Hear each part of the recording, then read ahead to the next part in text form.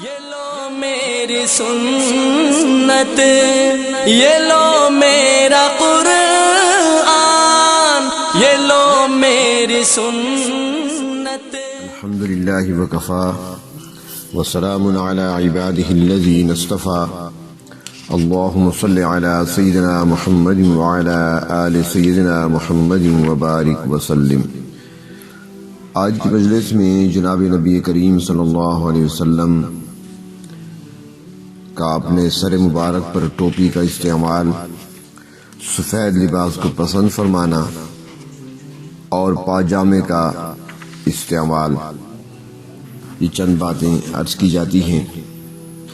حضرت عبداللہ ابن عمر رضی اللہ تعالی عنہما فرماتے ہیں کہ نبی پاک صلی اللہ علیہ وسلم سفید ٹوپی پہنتے تھے، اور حضرت رکانہ رضی اللہ تعالی عنہ فرماتی ہیں کہ آپ صلی اللہ علیہ وسلم نے فرمایا کہ ہمارے اور مشرکین کے درمیان ٹوپی پر عمامہ کا فرق ہے، کیونکہ مشرکین صرف عمامہ باندھا کرتے تھے، تو آپ نے فرمایا کہ ہم نیچے ٹوپی اور اس کے اوپر عمامہ۔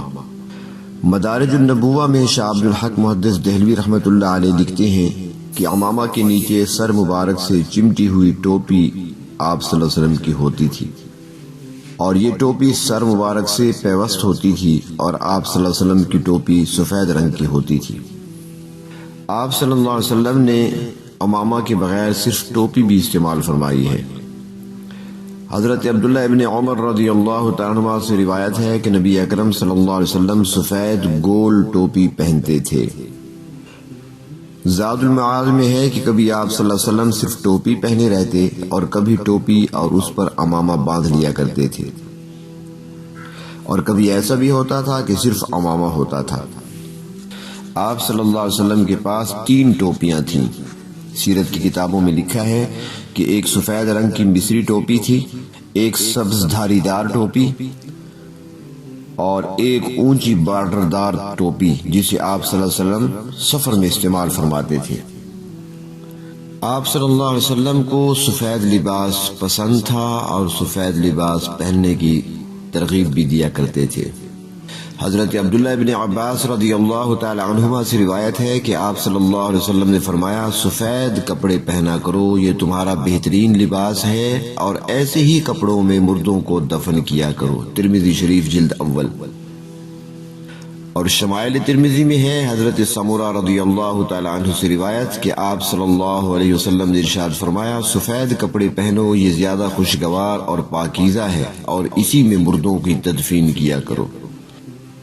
مولا علی قاری رحمۃ اللہ علیہ فرماتے ہیں کہ سفید لباس تواضع کی نشاندہی کرتا ہے، اور سفید رنگ فطرتی رنگ ہے۔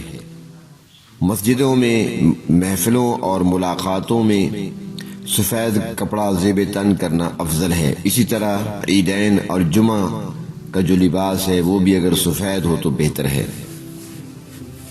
آپ صلی اللہ علیہ وسلم نے پیوند لگے کپڑے بھی استعمال فرمائے ہیں۔ حضرت ابو ہریرہ رضی اللہ تعالیٰ عنہ سے روایت ہے کہ حضرت عائشہ صدیقہ رضی اللہ تعالیٰ عنہا نے ایک پیوند لگی چادر اور موٹی تہبند دکھائی اور کہا کہ جناب نبی کریم صلی اللہ علیہ وسلم کا وصال انہی 2 کپڑوں میں ہوا۔ اس سے معلوم ہوا کہ آپ صلی اللہ علیہ وسلم پیوند لگے کپڑے بھی پہن لیتے تھے اور موٹا ارزاں سستا کپڑا استعمال فرماتے تھے۔ حضرت عائشہ صدیقہ رضی اللہ تعالیٰ عنہا نے اس چادر اور تہبند کو تبرک کے طور پر محفوظ رکھا ہوا تھا، اور حضرت عائشہ صدیقہ رضی اللہ تعالیٰ عنہا کے پاس ایک اور جبہ بھی تھا جناب نبی کریم صلی اللہ علیہ وسلم کا، کہ جب کوئی بیمار ہوتا تھا تو بیمار کے لیے حضرت عائشہ صدیقہ رضی اللہ تعالیٰ عنہ اسی جبے کو نچوڑ کر پانی ڈال کر اور بیماروں کو پلایا کرتی تھی۔ پاجامہ ہو یا لنگی ہو یا تہبند ہو، اس کو نیچے ٹخنوں سے نیچے نہیں لٹکانا چاہیے۔ بخاری شریف میں حدیث ہے، حضرت ابو ہریرہ رضی اللہ تعالیٰ عنہ فرماتے ہیں کہ نبی اکرم صلی اللہ علیہ وسلم نے ارشاد فرمایا کہ ٹخنوں سے جو نیچے تہبند ہوگا وہ جہنم میں ہوگا۔ حضرت جابر رضی اللہ تعالیٰ عنہ کی طویل روایت میں ہے کہ جنت کی خوشبو 1000 میل کی مسافت سے آئے گی۔ فرمایا مگر خدا کی قسم پاجامہ لٹکا کر پہننے والے اس کی خوشبو نہ پائیں گے۔ جب آپ صلی اللہ علیہ وسلم سے پوچھا گیا کہ تہبند یا پاجامہ کی کہاں تک ہونا چاہیے تو فرمایا گیا نصف پنڈلی تک یا پنڈلی تک، اور پھر ٹخنے سے اوپر اور ٹخنے سے نیچے نہیں ہونا چاہیے۔ اور ایک حدیث شریف میں ہے، حضرت ابو ہریرہ رضی اللہ تعالیٰ عنہ فرماتے ہیں کہ نبی اکرم صلی اللہ علیہ وسلم نے ارشاد فرمایا کہ اللہ تبارک و تعالی لنگی تہبند نیچے لٹکانے والے کی نماز قبول نہیں فرماتے۔ اور یہ بھی یاد رہے کہ جس طرح پاجامہ، لنگی، تہبند اس کے نیچے ہونے کی ممانعت ہے، اسی طرح کرتے کے ٹخنے سے نیچے ہونے کی بھی ممانعت ہے۔ حضرت عبداللہ ابن عمر رضی اللہ تعالیٰ عنہما فرماتی ہیں کہ جو آپ صلی اللہ علیہ وسلم نے تہبند کے بارے میں فرمایا ہے وہی قمیض کے بارے میں بھی ہے۔ اور یہاں پر یہ بات بھی ذہن نشین رہے کہ ٹخنوں سے نیچے تہبند، ازار، چادر لٹکانے کی وعید صرف مردوں کے حق میں ہے، عورتیں اس میں شامل نہیں ہیں۔ آپ صلی اللہ علیہ وسلم نے عورتوں کو ٹخنے ڈھانکنے کا حکم دیا ہے۔ چنانچہ ام سلمہ رضی اللہ تعالیٰ عنہا نے جب چادر لٹکانے کی وعید سنی تو آپ صلی اللہ علیہ وسلم سے معلوم کیا پھر عورتوں کا کیا حال رہے گا، تو آپ صلی اللہ علیہ وسلم نے ارشاد فرمایا اگر قدم کھل جائے تو وہ کپڑے نیچے لٹکا لیں۔